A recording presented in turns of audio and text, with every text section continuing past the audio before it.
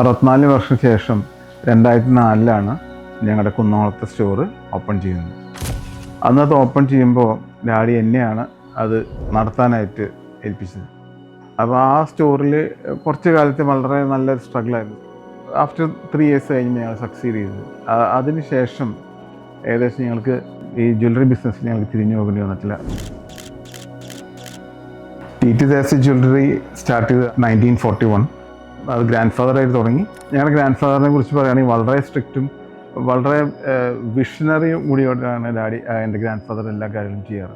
ആ സമയത്ത് ഗ്രാൻഡ് ഫാദറും എൻ്റെ ഡാഡിയുടെ ബ്രദേഴ്സും കൂടി എല്ലാവരും കൂടി പല സ്ഥാപനങ്ങളും വെർട്ടിക്കലും അന്ന് നടത്തിയിട്ടുണ്ട്. അപ്പം പലപ്പോഴും ഗ്രാൻഡ് ഫാദർ പറയുമായിരുന്നു പല സ്ഥാപനങ്ങളും വേണം, അല്ല ഒരു സ്ഥാപനം മാത്രം കൊണ്ട് നടക്കരുത്. അപ്പം പല സ്ഥാപനങ്ങളും അന്ന് ഉണ്ടായിരുന്നു. അതിൽ ജ്വല്ലറി ഉണ്ടായിരുന്നു, മണി ലെൻഡിങ് ഉണ്ടായിരുന്നു, പാക്കേജിങ് ഉണ്ടായിരുന്നു. അതിനുശേഷം ഫാദർ അത് ടേക്ക് ഓവർ ചെയ്തു. 13 വയസ്സുള്ളപ്പോഴാണ് ഡാഡി ആ ഷോപ്പിൽ കയറുന്നത്. ഡാഡിയിൽ ഒരു 75 വയസ്സ് വരെ ഡാഡി ആക്റ്റീവായിട്ട് ജ്വല്ലറി സ്റ്റോറിലുണ്ടായിരുന്നു. അതിനുശേഷം ഞങ്ങളത് ബിസിനസ്സിൽ കയറി വന്നു. ഞങ്ങളുടെ ജനറേഷൻ നടന്നുകൊണ്ടിരിക്കുമ്പോൾ തന്നെ എൻ്റെ മക്കളും വൈഫും ആ ഫാമിലി ബിസിനസ്സിൻ്റെ ഒരു ഭാഗമാകും വന്നു.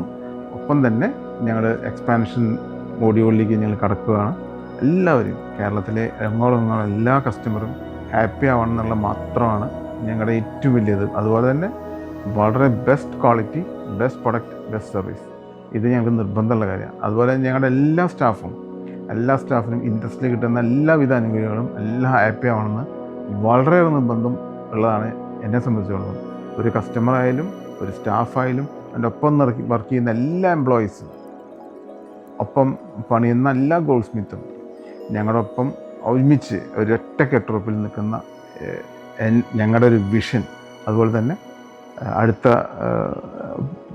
എക്സ്പാൻഷനും അങ്ങനെ തന്നെയാണ്.